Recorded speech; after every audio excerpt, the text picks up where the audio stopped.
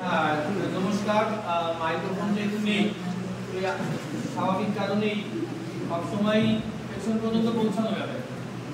তো আমাদের একটু আগে শুনলেন যে বাঙালি ঐক্য মঞ্চ বলে একটা মঞ্চ করা হয়েছে, রেজিস্টার্ড ট্রাস্ট রয়েছে। এই জন্যে যে আমাদের এক্সক্লুসিভলি কাজ হচ্ছে পার্টিশন ভিকটিম, অর্থাৎ দেশভাগের বলি যারা হয়েছি তাদেরকে নিয়ে কাজ। শুধু নাগরিকত্ব তো একটা বড় ইস্যু এখন দেখা দিয়েছে। এই নাগরিকত্ব ইস্যুকে কেন্দ্র করে অনেক অনেক সমস্যা আমরা জড়িয়ে যাই। তো সেই সমস্যা কি কি আছে এবং তাকে কি করে তার সমাধান করা যায়, মানুষের পাশে দাঁড়ানো যায়, আমাদের সংগঠনের একমাত্র সেটাই কাজ। আমাদের সংগঠনের এর মধ্যে একটা কথা লুকিয়ে রয়েছে যে পার্টিশন ভিকটিম, অর্থাৎ দেশভাগের বলি যারা হয়েছে। খুব মজার ব্যাপার, মুসলিম সম্প্রদায় দেশভাগের বলি হয়নি, হিন্দু সম্প্রদায় দেশভাগের বলি হয়েছে। তার জন্য আমরা এই কথাটা মিটিংয়ে বলি, কিন্তু আমাদের বাঙালি ঐক্য মঞ্চে সেখানে হিন্দু বাঙালি ঐক্য মঞ্চ লিখতে বললে আমরা বেশি খুশি হতাম। কিন্তু এখন যে রাজনৈতিক সিচুয়েশন আমাদের দেশে এবং রাজ্যে রয়েছে, হিন্দু বাঙালি ঐক্য মঞ্চ এরকম রেজিস্ট্রেশন অ্যালাউ করছে, এইভাবে অ্যালাউ করছে। সেই জন্য আমরা বাঙালি ঐক্য মঞ্চ করেছি। কিন্তু আসলে কিন্তু দেশভাগের বলি হিন্দুদের জন্য আমরা আমাদের নিরন্তর একেবারেই নিজেদের জন্য আমরা কাজ করি। তো আপনাদের একটু আমাদের যেটা আসল দরকার, আমরা বেসিক্যালি অ্যাওয়ারনেস ক্যাম্প করি, সচেতনতা ক্যাম্প করি, আমরা শিবির করি সারা ওয়েস্ট বেঙ্গল জুড়েই। আমরা এই সারা মাস জুড়ে আমরা বিভিন্ন জায়গায় ডেট করে করে আপনাদেরকে বিরক্ত করি একটাই কিছু আইন কানুন নিয়ম কানুন বোঝানোর জন্য। আমাদের এখন কি কি নিয়ম আছে, এত আইন এত নিয়ম, আমাদের পক্ষে কোনটা আছে, বিরুদ্ধে কোনটা আছে, সরকার কোনটাকে ব্যবহার করছে আমাদের পক্ষে বিরুদ্ধে। আর আরেকটা বড় ব্যাপার হচ্ছে আপনারা সংবাদ মাধ্যমে, প্রিন্ট মিডিয়া অর্থাৎ কাগজে, টেলিভিশনে এবং মোবাইলে, ফেসবুকে যা দেখেন কোনোটাই 100% সত্যি কথা বলে না। কোন খবরের কাগজ তার নিজের একটা এডিটোরিয়াল নীতি আছে, সম্পাদকীয় নীতি আছে, তারা তাদের নীতিটাকে মাথায় রেখে তাদের পক্ষেরটুকু বলে যায়, উল্টো দিকেরটা বলে না। আমরা তাই দেখেছি যে কলেজের প্রফেসর, ইঞ্জিনিয়ার, ডাক্তার, মাস্টারমশাই বা সমাজের অনেক শিক্ষিত মানুষও আইন কানুন সম্পর্কে সঠিক ধারণা নেই। তার প্রধান কারণ তারা যেখান থেকে তথ্যগুলো পায় সেই তথ্যগুলো অরিজিনাল থেকে পায় না, পায় বিভিন্ন সংবাদ মাধ্যম থেকে। তার জন্য কিন্তু তারাও ভুল যায়। আর বিশেষ করে আমরা এখানে হেলেঞ্চাতে এসেছি, গ্রামের দিকে মানুষের মধ্যে অ্যাওয়ারনেস ছড়ানোর কাজ আরো কম হচ্ছে। শহরের দিকে তবু কিছুটা হচ্ছে, গ্রামের দিকে একদমই নেই। তার জন্য আমরা প্রমথদাকে বলে, বা আমাদের দুই প্রমথদা নাকি মনমতদা এবং প্রমথদা, ওনারা দুজনে এখানে ব্যবস্থা আমাদের সামনে কথা বলার সুযোগ করে দিয়েছে, তাই ওনাদেরকে তো ধন্যবাদ জানাতেই হবে। আপনারা এসছেন তার জন্য আপনাদেরও ধন্যবাদ। আমি এবার সংক্ষিপ্ত জায়গায় আসি। আপনারা দেখছেন আপনাদের এই বাগদা ব্লকে আমি কিছুদিন আগে খবরে দেখেছিলাম বাংলাদেশি বলে 60-65 জনের একটা নামের লিস্ট হয়েছে, তাদের ভোটার লিস্ট থেকে নাম কেটে বাদ দেবে। এগুলো কিছুই বাদ যাবে না, আপনি লিখে রাখুন। আজকে বাদ দিলে কালকে আবার যোগ হয়ে যাবে। কিভাবে যোগ হবে, কি পদ্ধতি আপনারা সবাই জানেন। কার কাছে গেলে বাবা আমার নামটা, কার বাড়িতে গিয়ে পড়লে হাত পা ধরলে আমার নামটা আবার যোগ করে দেওয়া, আপনারা সবাই জানেন। এগুলো হবে, এটা বড় বিষয় না।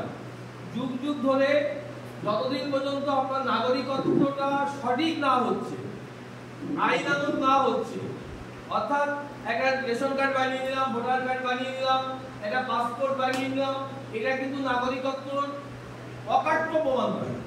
নাগরিকত্ব অকাট্য প্রমাণ হচ্ছে যারা উদ্বাস্তু তাদের জন্য নাগরিকত্ব সার্টিফিকেট। এইটা আপনারা কাইন্ডলি মাথায় রাখবেন। যার জন্ম বাংলাদেশে বা পাকিস্তানে, অনেকেই আছে বয়স্ক পাকিস্তানে জন্ম, যার জন্ম পাকিস্তানে এবং বাংলাদেশে, তারা এখানে আমরা যে কাগজ তৈরি করেছি সেই কাগজের আইনি বুনিয়াদ শক্ত নয়, যে কাগজই হোক না। অর্থাৎ যাদের জন্ম বাংলাদেশে অথবা পাকিস্তান, যত কাগজই থাক না কেন, যত চাকরি বাকরি করি না কেন, যত নেতাই হই না কেন, এমএলএ এমপি হই না কেন, কিন্তু আমাদের আইনগত বুনিয়াদ শক্ত নয়। এইটা আগে আমাদেরকে বিলিভ করতে হবে, বিশ্বাস করতে হবে। আমি এখানে জমি রেখেছি 1985 সালে, বাচ্চাটাকে পাঠিয়ে দিয়েছিলাম 82 সালে, সে লেখাপড়া শিখে ডাক্তার হয়েছে, হৃদয়পুরে বিশাল বাড়ি করেছে। আমি এটা এক্সাম্পল দিচ্ছি। তার মানে ভারতীয় নাগরিক হলাম একদমই না, কারণ আমি যে ডকুমেন্টগুলো তৈরি করেছি ওই ডকুমেন্টের গোড়াটা ভুল। কি গোড়া? আমরা বলেছি আমরা এই দেশে জন্মগ্রহণ করেছি, আমরা এই কথাটা বলেছি, তারপরে কাগজগুলো বেরিয়েছে। অর্থাৎ আমাদের গোড়াটা ভুল ছিল। তারপরে যে কাগজই করে যাবে তো গোড়া ধরে টান দিলে সেটা কিন্তু নড়বড়ে হবে। এটা রাজনীতিবিদরা কিন্তু জানে। সেই জন্য আপনি যখনই মাথা উঁচু করতে যাবেন কোনো জায়গায়, যে কোনো রাজনৈতিক দলের যার বিরুদ্ধেই যাবেন, আমি একটা নির্দিষ্ট রাজনৈতিক দলের কথা বলবো না, এটা রাজনৈতিক প্ল্যাটফর্ম নয়, সেই জন্য বলবো না, কিন্তু যে রাজনৈতিক দলের বিরুদ্ধে আপনি যাবেন সে কিন্তু আপনার বিরুদ্ধে অস্ত্র ব্যবহার করার চেষ্টা করবে। এটা আর কেউ না জানুক, আপনি আর আমি সব থেকে ভালো জানি। সেই জন্য দেখবেন উদ্বাস্তুরা বাংলাদেশে যতটা মাথা নিচু করেছিল মুসলিমদের অত্যাচারে, এখানে এসে আমরা মুখে বলি আমরা অনেক স্বাধীন হয়েছি, অনেক ভালো আছি, উদ্বাস্তুরা ভালো নেই। বাংলাদেশের যে অবস্থা আমরা ছিলাম তার থেকে কোনো অংশে ভালো আছি বলে আমি ব্যক্তিগতভাবে মনে করি নেই। যদি থাকি ভাব করি সেটা অভিনয় করি। আমি নাম বলবো না, এখানকার এমএলএ এমপি উদ্বাস্তু বাংলাদেশ থেকে এসেছে, আমি অনেকের নাম বলে দিতে পারি। আমার কাছে কানে কানে বলে, স্যার সিটিজেনশিপ করা লাগবে নাকি, আমার নামে কেস হবে নাকি বা ইলেকশনের আগে। এরা ব্যক্তিগতভাবে বলে, কারণ দুর্বলতাটা সবারই রয়েছে আমাদের। তাহলে দুর্বলতা কাটবে কিসে, সমাধান কিসে, সেই দিকে আমাদের এগোতে হবে। সমাধান এখনকার যারা কেন্দ্রীয় সরকারে যে দলটি আছে তারা একটা আইন করেছে সিএএ 2019 সালে, এবং এই আইনটা শুরু হয়েছে 2015 সাল থেকে। আইনের প্রক্রিয়া শুরু হয়েছে, কারণ এটা ভীষণ জটিল একটা বিষয়। যারা আমরা উদ্বাস্তু বাংলাদেশ থেকে হিন্দুরা এসছি, এক একজনের এক এক রকমের সমস্যা। দুইজন ব্যক্তির একই সমস্যা নয়। দেখবে যে আগে পরে স্বাধীনতার আগে পরে 71 সালের আগে পরে কাগজপত্র ভুলভাল, ছেলে মেয়ে আগে এসছে আমি পরে এসছি, ইত্যাদি ইত্যাদি অনেক কিছু দিয়ে অনেকের অনেক প্রবলেম আছে। এবং কোনো দুটো প্রবলেম সাধারণত এক আমরা খুঁজে পাচ্ছি না, অনেক ধরনের সমস্যা আছে। কাজ করতে গিয়ে দেখেছি মূল সমস্যা হচ্ছে ভীতি। মূল উদ্বাস্তুদের মূল সমস্যা হচ্ছে যেদিন কাঁটাতার পেরিয়ে আমরা এই দেশে প্রবেশ করেছিলাম সেই দিন থেকে একটা আমাদের উত্তরাধিকার সূত্রে পেয়ে এসছি এই দেশে। সেটা কি? সেটা হচ্ছে ভয়। কি ভয়? সত্যকে এড়িয়ে যাওয়ার জন্য যত রকমের এদিক ওদিক কায়দা কলম করে টিকে থাকার জন্য, জীবনের জন্য করেছি, সেইটাকে আবার নতুন করে সামনে আনবো। যেদিন বাংলাদেশ থেকে এসেছিলাম পালিয়ে বা পাসপোর্টে, সেই দিনটা আমরা আর ফিরে পেতে চাই না। কিন্তু দাদারা বা এখানে দিদি রয়েছেন একজন, সত্যের সম্মুখে হতে হবে, সত্যের সম্মুখে দাঁড়াতে হবে, এবং এতদিন আমরা দাঁড়াতে পারিনি। 2019 সালের আইন আমাদের দাঁড়ানোর জন্য একটা প্ল্যাটফর্ম তৈরি করে দিয়েছে। মজার ব্যাপার হচ্ছে পৃথিবীর সব, ভারতবর্ষের সব কিছু কত বিজ্ঞাপন হয়, কিন্তু এই কোটি কোটি মানুষের যে বিপদ সেটা নিয়ে কোনো টিভিতে কোনো বিজ্ঞাপন আছে কি? এত বড় একটা আইন করেছে। তাহলে যে আইন করেছে, আমি সমালোচনাই করছি বাস্তবে দাঁড়িয়ে, যে আইন করেছে, যে সরকার আইন করেছে, কাদের জন্য করেছে? আমাদের জন্য করেছে। আমরা তো জানি না আইনটা। তাহলে সরকারের কি উচিত ছিল? বিজ্ঞাপন দিয়ে দিয়ে লোককে বোঝানো যে যারা 14 সালের 31শে ডিসেম্বরের আগে বাংলাদেশ থেকে, পাকিস্তান থেকে, আফগানিস্তান থেকে হিন্দুরা এসছো, তারা আর বেনাগরিক নও, তারা আর অনুপ্রবেশকারী নও। এটা বলা উচিত ছিল কি? টিভিতে তাহলে বিজ্ঞাপন দিয়ে বলা যেতে পারতো। কত কিছু বিজ্ঞাপন হয়, এখানে এই উদ্বোধন হবে, তার জন্য 100 কোটি টাকা খরচা করে সারা ভারতবর্ষে বিজ্ঞাপন হচ্ছে। কিন্তু সব থেকে বড় সমস্যা উদ্বাস্তুদের সমস্যা। আইনটা করে এমন ভাবে রাখা হয়েছে, আইনও করলাম, আমি ক্রেডিটও দিলাম, আমার লোককে বুঝতেও দিলাম। আমরা কিন্তু সেই কনফিউশনের মধ্যে রয়েছি। এই অবস্থায় দাঁড়িয়ে আমরা এই বাঙালি কি নাম দিয়েছি, বাঙালি ঐক্য মঞ্চ আমরা নাম দিয়ে আমরা এনজিও হিসাবে, ট্রাস্ট হিসাবে আপনাদের মুখোমুখি সারা রাজ্য জুড়ে হচ্ছে। হয়তো আমাদের বাঙালিরা অনেকে এখানকার দেখবেন মধ্যপ্রদেশ, উত্তরপ্রদেশ ছড়িয়ে রয়েছে, তাদের পরে অত্যাচার হচ্ছে, প্রচুর ফোন পাচ্ছি, তো তার সেখানে আমরা পৌঁছে যাব। আইনে কি আছে আমার পকেটে আমি ছোট করে জেরক্স করে এনেছি। আমি যেটা বলছি সেটা তো মুখে বললে হবে না, আমাকে আইন দেখাতে হবে। মনে রাখবেন ভারতবর্ষের যে সংসদ বলে একটা বস্তু আছে, পার্লামেন্ট, আপনারা এটা তো জানেন সবাই, পার্লামেন্টে আইন পাস হয়, এটা ভারতবর্ষের সর্বোচ্চ আইন। এখানে কোনো রাজ্য সরকার, অন্য কোনো কেউ, কোনো একজন বিডিও, কোনো একজন প্রফেসর বলতে পারে না এই আইন আমি মানি না। এটা সবার জন্য বাধ্যতামূলক মানতে হবে, সুপ্রিম কোর্টকেও মানতে হবে। অতএব এই আইন সুপ্রিম এই দেশের পক্ষে।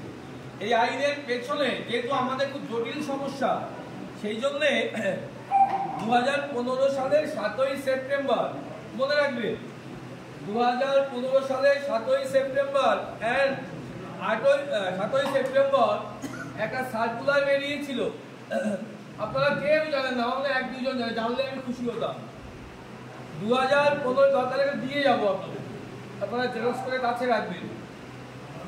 2015 সালের 7ই সেপ্টেম্বর ভারতবর্ষের কেন্দ্রীয় সরকারের মিনিস্ট্রি অফ হোম অ্যাফেয়ার্স একটা সার্কুলার জারি করেছিল।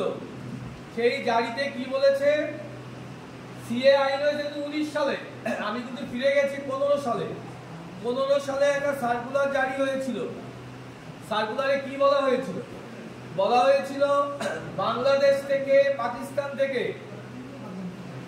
এবং আফগানিস্তান থেকে হিন্দু সহ আরো যে সংখ্যালঘু আছে ওই দেশে 6 জাতির লোক আছে, 6 ধর্মের লোক, মুসলিম বাদে, যারা 14 সালের 31শে ডিসেম্বরের মধ্যে সে পাসপোর্ট নিয়ে হোক বা উইদাউটে হোক, যেভাবেই হোক, জীবন বাঁচানোর জন্য ধর্মীয় উৎপীড়নের কারণে বা ভয়ে যদি ভারতবর্ষে প্রবেশ করে, তার বিরুদ্ধে আর কোনো, তার বিরুদ্ধে কি হয়, কেস হতো না আগে থানায়, কি কোন ধারায় কেস হতো, এখানে অ্যাডভোকেট আছে কিনা জানি না, কোন ধারায় কেস হতো? নরমালি ফরেনার্স অ্যাক্টে কেস হতো, তাই তো, বিদেশি নাগরিক আইনে।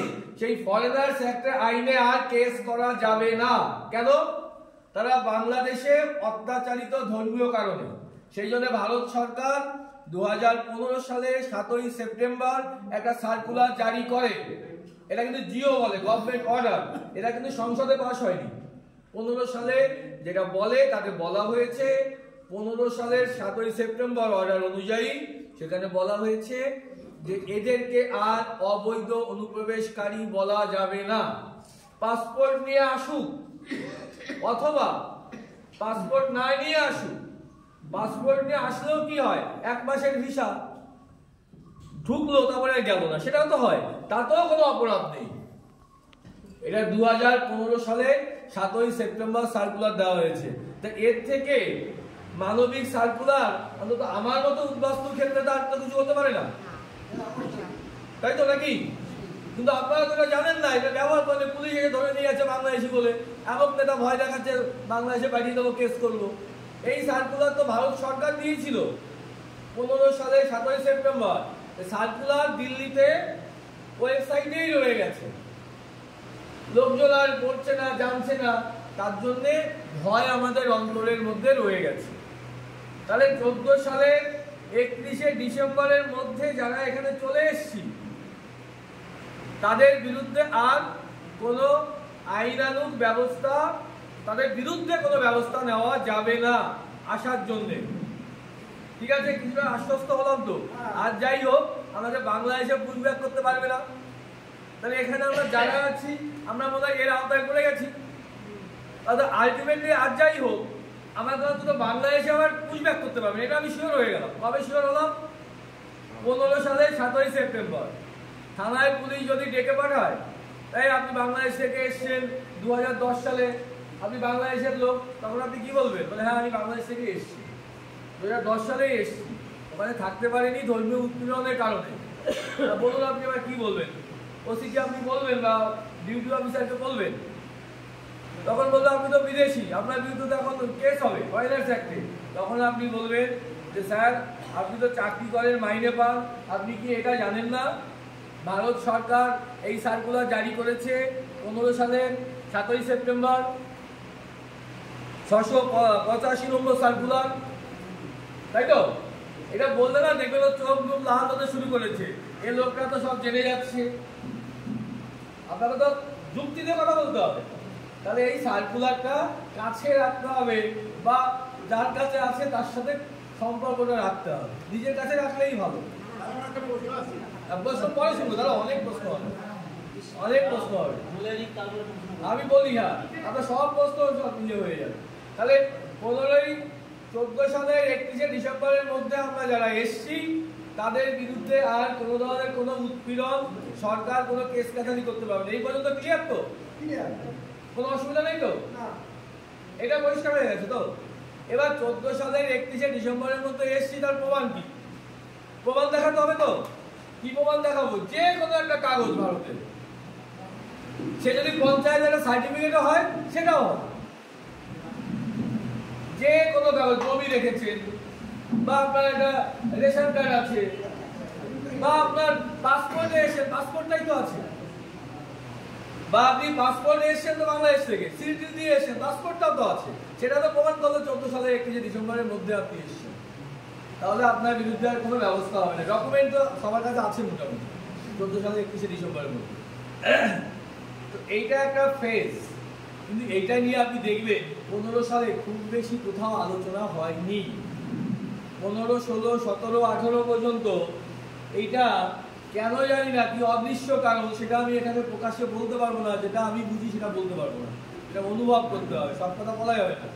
তো 15 সালের 7ই সেপ্টেম্বরের সার্কুলার কেন ওয়েস্ট বেঙ্গলে কেউ জানতে পারলো না বা আমরা জানলাম না, আমাদেরও ঘাটতি আছে। এবার সিটিজেনশিপ, এটা তো গেল, তুমি তাকে কি বললে, ভাই তুমি আর, তোমাকে আর অবৈধ অনুপ্রবেশকারী বললাম না, তোমার বিরুদ্ধে কোনো কেস করলাম না, কোনো ব্যবস্থা নিলাম না, তা করলে তো হবে না। লোকটা খাবে কি? লোকটা যে 14 সালে 31 ডিসেম্বরের মধ্যে এসছে, তার লোকটা খাবে কি, বাঁচবে কি করে? তা তো নাগরিকত্ব দিলে না, তুমি বললে অনুপ্রবেশকারী নয়, কেস করবো না। তখন আপনারা সবাই জানেন সেই সারা জাগানো আইনটা 2019 সালে সিএ পাস হয়, এটা আপনারা সবাই জানেন। 12ই ডিসেম্বর 2019 সালে এই সিএ আইনটা পাস হয় ভারতীয় সংসদে, লোকসভা এবং রাজ্যসভায়, সব জায়গায়। এটা আপনারা সবাই জানেন, শুনেছেন অন্তত, যে 19 সালের 12ই ডিসেম্বর ভারতীয় সংসদে, লোকসভা এবং রাজ্যসভায় সিএএ, সিএ মানে কি? সিটিজেনশিপ অ্যামেন্ডমেন্ট অ্যাক্ট, সেটা পাস হয়ে গেলে অ্যাক্ট হয়ে গেল, রাষ্ট্রপতি সই করলেই সেটা আইন হয়ে গেল। রাষ্ট্রপতি সই করে দিয়েছিল, এই যে আমার কাছে আছে, ভারত সরকার। সেখানে কি বলা আছে? খুব সুন্দর সুন্দর কথা বলা আছে, এত সুন্দর মানবিক আইন। আমি আমার এই ক্ষুদ্র জীবনে যেটুকু পড়াশুনো আছে, সিটিজেনশিপ নিয়ে এত মানবিক আইন, সারা পৃথিবীর সব দেশের নাগরিকত্ব আইন আছে, সেই দেশ চালাতে গেলে লাগে কে নাগরিক কে নাগরিক না। তো এত সুন্দর নাগরিক আইন আর পৃথিবীতে আছে কিনা আমি জানি না। সেখানে কি বলেছে? ওই 14 সালে 31শে ডিসেম্বরকে কাট অফ ডেট ধরে যাদেরকে আমরা বলেছি, 5ই সেপ্টেম্বর 15ই সেপ্টেম্বরের যে আমরা জিও দিয়েছিলাম, এখানে যেটা একটু আগে বললাম, ওতে যাদের ছাড় দিয়েছি আমরা, কাদের ছাড় দিয়েছে? বাংলাদেশ, পাকিস্তান, আফগানিস্তানের সংখ্যালঘুদের ছাড় দিয়েছি আমাদের দেশে বসবাস করার জন্য, তাদের আর আমরা তাদের বিরুদ্ধে ব্যবস্থা নেব, তাদেরকে নাগরিকত্ব দেওয়া হবে। যাদেরকে 5ই সেপ্টেম্বর 7ই সেপ্টেম্বর 2015 সালে যাদেরকে ছাড় দেওয়া হয়েছিল এই আইনে 19 সালে, তাদেরকেই নাগরিকত্ব দেওয়া হবে। আরে বাবা নাগরিকত্ব দেওয়া হলো বললো তো, চাইতে তো হবে, চাওয়ার লোক নেই। বিভিন্ন রাজনৈতিক কারণে, সামাজিক কারণে, আর বললাম যেটা নিয়ে আমরা এখানে এসেছি সেটা হচ্ছে ভয়। যেদিন পার হয়েছি সেদিন থেকে ভয় শুরু হয়েছে, সব মিথ্যে কথা বলে বলে একটা পাহাড় তৈরি করে নাগরিক হয়েছি আমরা। সেই ভয়ে আমরা গুটিয়ে রয়েছি, কিন্তু এখানে সেই ভয় কাটিয়ে দেওয়া হয়েছে। আমাদের এই যে আপনাদের এখানে কষ্ট করে করে আসা বা আপনাদের ডেকে আনা, এর কারণটা কিন্তু ভয় কাটানো। ভয় কেটে গেলে আমরা মুক্ত। ভয় কাটানোর কথা কি বলা হয়েছে? প্রথমত কেস করবো না বলেছি, তাই নাগরিকত্বটা দাও। 2019 সালের 12ই ডিসেম্বর বলেছে নাগরিকত্ব কবে থেকে দেবে। আমি অ্যাপ্লিকেশন করবো তো 25 সালে। এখন নাগরিকত্ব দিলে আগে আমার জমি জায়গা কি হবে? আমার ভোটার কার্ড আছে, রেশন কার্ড আছে, ছেলে মেয়ে আছে, আছে তো? তাহলে এখন যদি আমাকে নাগরিকত্ব দেয় 25 সালে অ্যাপ্লাই করলে তো দেবে। তাহলে আমার আগের কাগজ, আগের আমার জিনিসপত্র, সম্পদ, আমার ডকুমেন্ট, সেগুলো কি হবে? সরকার বলেছে যেদিন থেকে আপনি চাইবেন নাগরিকত্ব, অর্থাৎ আপনি অ্যাপ্লিকেশনে লিখবেন যে এত সালে, ধরে নিচ্ছি যে এই দাদা 82 সালে বাংলাদেশ থেকে এসেছে, তাহলে আপনি লিখে দেবেন অ্যাপ্লিকেশনে যে আমি 1982 সালে 5 সেপ্টেম্বর, ধরে নিচ্ছি আমি বাংলাদেশ থেকে এখানে এসেছি, আমি হিন্দু। তাহলে উনার নাগরিকত্ব কবে থেকে হবে? ওই 82 সালের 5 সেপ্টেম্বর থেকে হবে। পৃথিবীতে এরকম কোনো সার্টিফিকেট এখনো পর্যন্ত দেয়নি কেউ, যে রেট্রোস্পেক্টিভ পেছন থেকে আপনি যেদিন থেকে চাইছেন সেদিন থেকে আপনাকে দিচ্ছে। পৃথিবীতে এরকম আর কোনো সার্টিফিকেট নেই, কোনো দেখে নাগরিকত্ব আইনি নেই। কেন দিচ্ছে? কারণ এটা একটা 47 সাল থেকে হওয়া প্রবলেম। দেশ ভাগ হওয়ার থেকেই মানুষ আসতে শুরু করেছে, তাই তো নাকি? 47 সালের পর থেকেই মানুষ মাইগ্রেশন শুরু করেছে। সেই জন্য সরকার জানে বিভিন্ন সময় বিভিন্ন লোক এসছে, এই যে বিভিন্নভাবে বাঁচার তাগিদে কাগজপত্র তৈরি করেছে। সেই জন্য সরকার বলেছে যে ওই ভদ্রলোকের সুবিধা মতো দিন থেকে আনা দেবে। অর্থাৎ উনি যেদিন মনে করবেন যে এই দিন আমার প্রয়োজন, সেই দিন থেকে দেবে। তাহলে আমি কেন মানবিক আইন বলতে, বুঝতে পেরেছেন তো? ভয় কেটে গেল। এবার যেদিন থেকে আমি, দেখেন আপনারা নিজেরা তো বুদ্ধিমান লোক, আপনারা জানবেন। তাহলে আমি বললাম আমি 82 সালে 5 সেপ্টেম্বর এখানে এসেছি, তাহলে আমি যেদিন এসেছি তারপর থেকে তো কাগজ তৈরি হল, তাই তো নাকি? তার আগে তো কাগজ তৈরি করতে পারিনি আমি। তাহলে আমি আমার নাগরিকত্ব কবে থেকে? যদি আজকে পেলাম, লেখা আছে কবে থেকে? 82 সাল থেকে। তাহলে 82 সালের পরে যত কাগজ হয়েছে সব কাগজ বৈধ, ভারতীয় নাগরিক হিসাবে পেয়েছি। তাহলে আর ভয় থাকলো? ভয় থাকলো কি? কেন থাকবো না? আমি যেদিন থেকে চেয়েছি আমার সুবিধা হতো। আমি এসে জমি কিনেছিলাম, ধরে নিচ্ছি দাদা 82 সালে এসছে, কিন্তু বেঁচে কিনে আসছে তো সময় লাগে। উনি বেসিক্যালি জমিটা কিনে রেখেছিল 78 সালে, 82 সালে একেবারে চলে এসছে। তাহলে উনি ডেট কবে দেবে? 78 সালে। জমিটা ঢুকে গেল এর মধ্যে। সরকার এত কিছু ভেবেছে, কিন্তু আমরা ভাবছি না আমার কথা। তাহলে 82 সালের থেকে উনি যেদিন চাইবে সেদিন থেকে নাগরিকত্ব, তারপর থেকে যত কাগজ আছে কি হিসাবে পেয়েছেন উনি? ভারতীয় নাগরিক হিসাবে।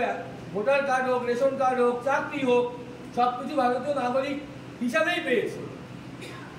ডেট তো নাগরিকত্ব তো সেই ডেট থেকে হয়েছে। এটুকু পরিষ্কার তো? না আমি কি আপনাদেরকে একটু মানে ঠিকঠাক বোঝাতে পারছি? তাহলে একটা ভয় কেটে গেল।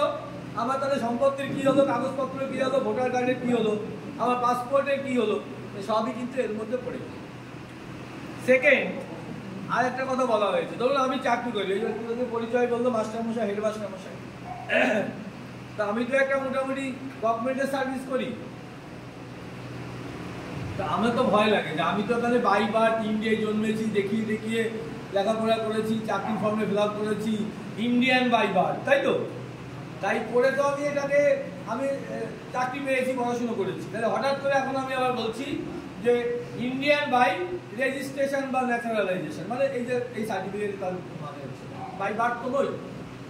তাহলে আমার কি হবে? মিথ্যে কথা বলা হলো না আমার? আমি বাই বার্থ দেখিয়েছিলাম, এখন আমার বলছি না ভাই বাই বার্থ নই, আমি বাংলাদেশ থেকে 82 সালে এসেছি। তাহলে আমার কথা দুই রকম হয়ে গেল। এই দুই রকম হওয়ার জন্য সব থেকে ভয় কে পাবে? আমি পাবো তো। এই জায়গা ভয় আছে, মানে আমাদের মনের মধ্যে ভয় আছে, কিন্তু আইনে বলে দিয়েছে আইনে বলেছে যে অ্যাপ্লিকেশন করার জন্য এই অ্যাপ্লিকেশনে যা যা ইনফরমেশন দিয়েছে এই ইনফরমেশন এই লোকের বিরুদ্ধে ব্যবহার করা যাবে না। এই আইন এটা সংসদে পাস হয়েছে।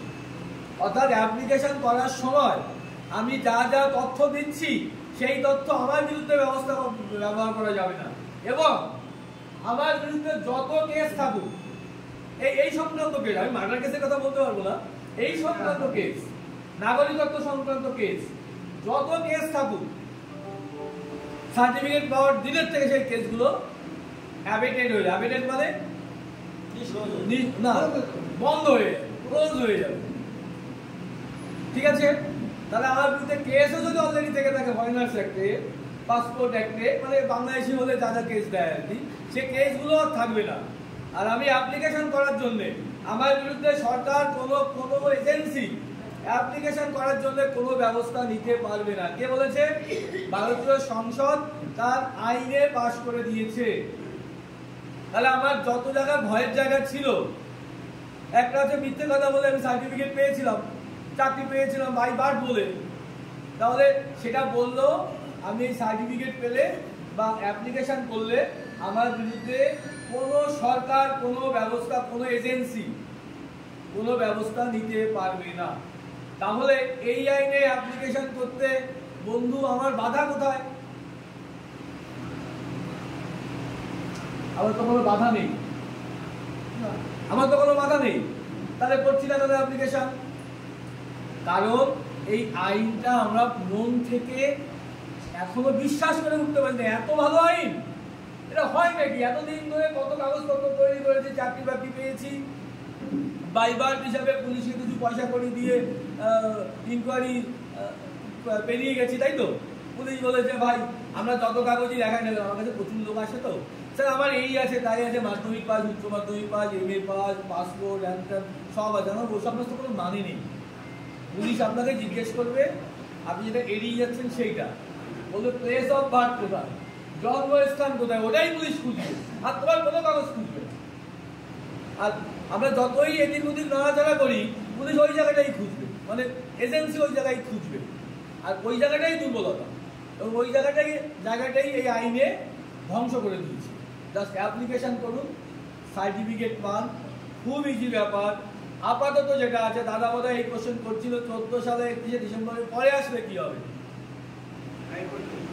আমি জানি তো, সারাদিন এই করি তো।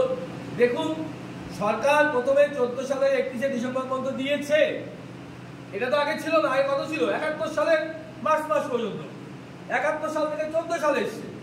হয়তো আমি তো ভবিষ্যৎ বলতে পারবো না, আমার ধারণা এটা 24 সাল হয়ে যাবে কিছুদিন পরে।